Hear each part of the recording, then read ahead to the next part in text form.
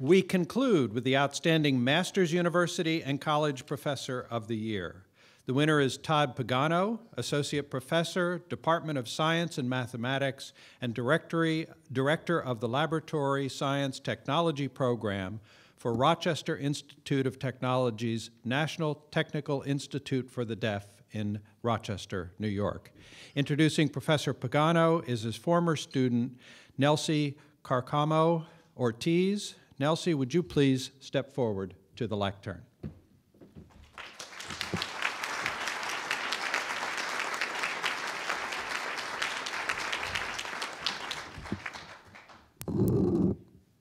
Can you hear me? Okay. Thank you. Okay.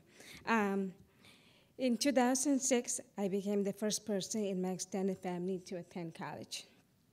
Not knowing what to expect, I met Dr. Pagano on the first day of my college orientation. Thought I was determined to major in mathematics. The moment I met Dr. Pagano, my career aspirations immediately changed. Oops. He has a very powerful way of turning students onto science. He took me and other students outside to test water samples for petroleum contaminants. And after that experience, I said to myself, this is it. This is what I want to do. I have found my passion and also a mentor who would go on to open many doors for me. College can be very challenging for most students, and as a deaf, hard-of-hearing student, with English as my second language, you can imagine that was quite intimidating for me. But Dr. Pagano believed in me so much that I began to believe in myself. He's a person who cares about students' success more than anything else. He has an absolute passion for teaching. He loves to teach. Interacts with his students, and teaches different than any other professor that I've ever had. Dr. Pagano engages students, challenges them, and even entertains students in class. You can just ask any of his former students about lecture and dance. He also has a unique ability to teach his classes using voice and sign language, something that was a great benefit to me. Dr. Pagano plays an active role in encouraging all of his students to continue their education and also helps to place them in jobs after graduation.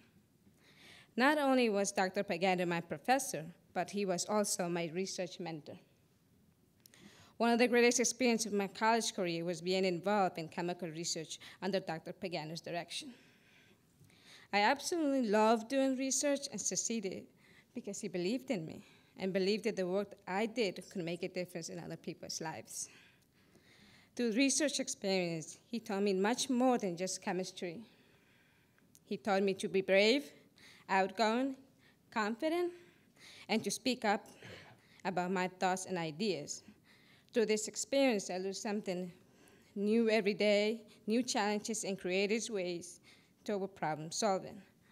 I also got to see the country through research. I traveled all the way to the Pacific Coast, and even so, for the first time, snow-topped mountains in Utah. And here I am in Washington, D.C. I opened this introduction saying that I was the first generation to attend college the day I met Dr. Pagano. I am proud to say that I am now the first college graduate in my family with not one degree, but 2 degrees, and I am also in the process of completing my master's degree. Dr. Pagano has been critical to my education every step of the way. I am so grateful to have met him on that day years ago, and I am excited that you all have the chance now to meet him as well. So, honored guests, it is my pleasure to introduce you to the United States Masters University and College Professor of the Year, my professor, my advisor, my mentor, and my hero, Dr. Pagano.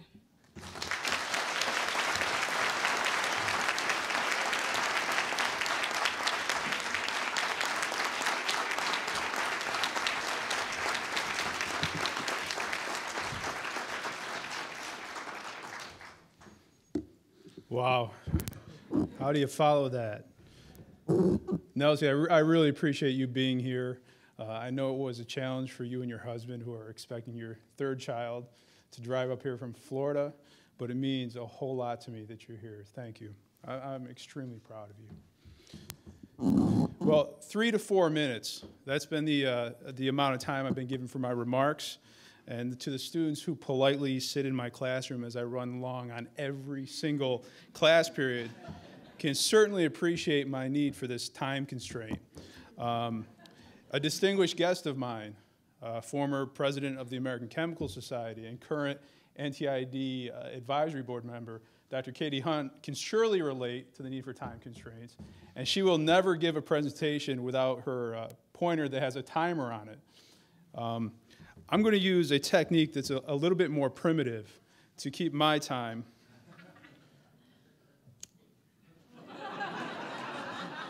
Now, my wife and every person at my tables know for a fact that I actually burn the candle on both ends. And you can see I experimented with trying that, but the logistics of hot wax going all over the place didn't make it worth the joke. So I'm just going to keep the one lit. Okay. So I have calibrated this candle to time my talk.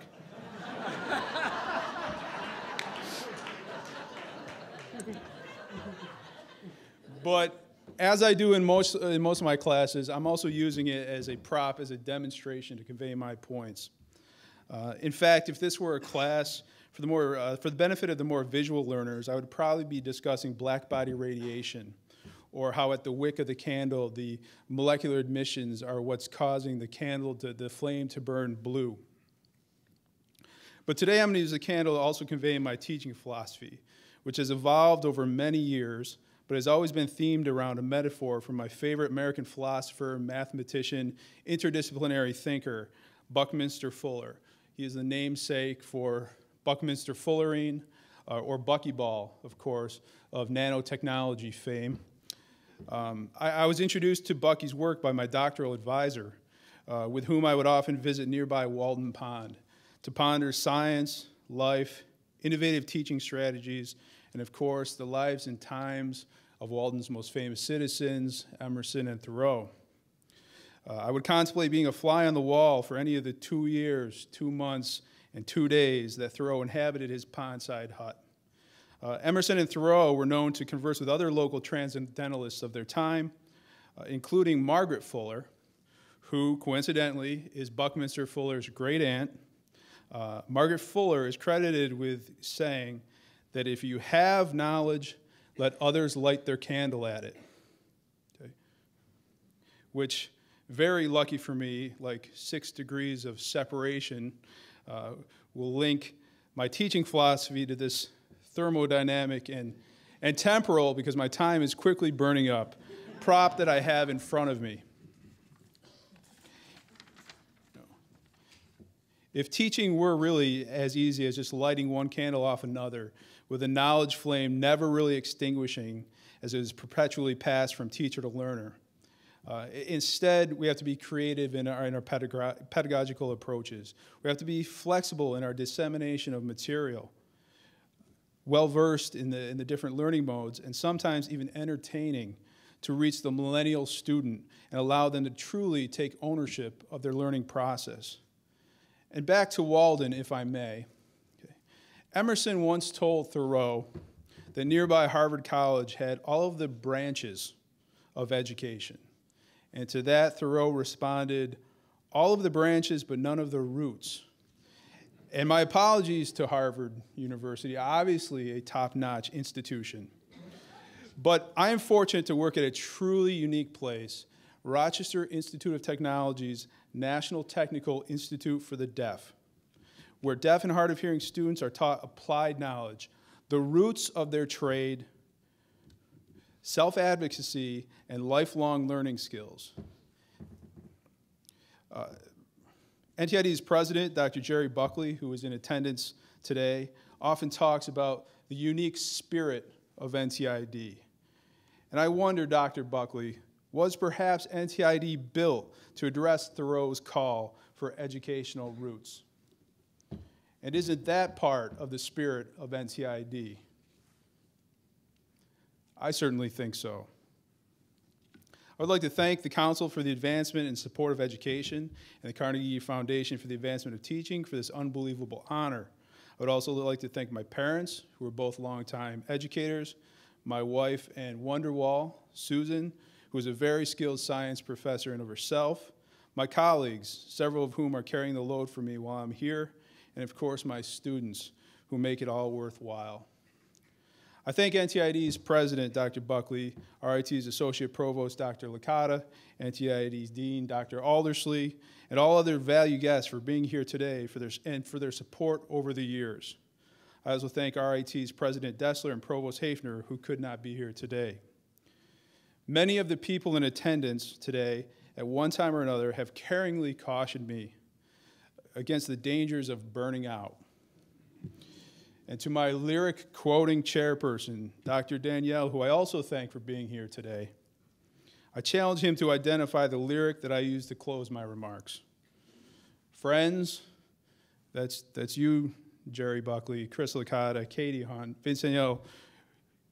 I do heed your advice concerning the sustainability of my energy and passion for teaching. But then again, I'm not sure that I could approach it in any other way. And in the spirit of giving everything that I have to the benefit of my students, perhaps it is better to burn out than to fade away. Thank you.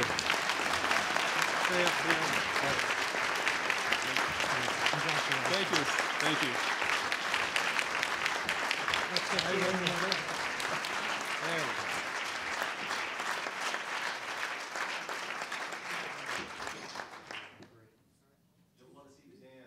Yeah. I